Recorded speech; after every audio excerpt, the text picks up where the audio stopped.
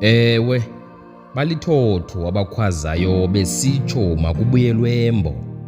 Zibe zona iingqondo nezenzo zixhaphe ubuntshona. Le nkungu yobugqobhoka nakuyongulwa ngubani? Laa mikhonto yekhaya nayilahlayo nakuyifuniswa ngubani?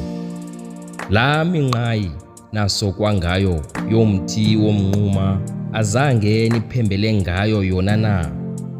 Le nduku nifuzisela ngayo kule mihla igawulwe kwesiphi isikhondo?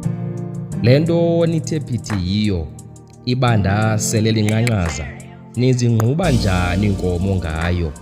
Nibuye nithi livumile icamagu, sibe singevanga nasikhalo. Niyawuthini ukungarhubuluki, niqula ngezulu lezandla? Ukubulala kuni kunqwa nomdiza. Xa ningadubulanga niyanqanqatheka.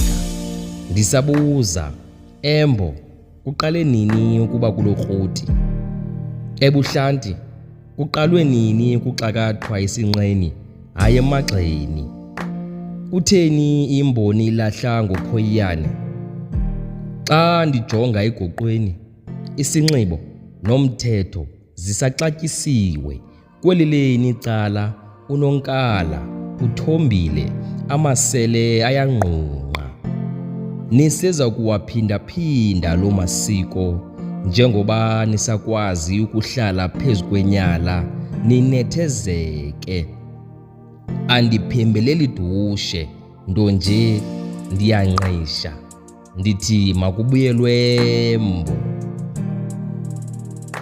Obebhala nguGift Gama.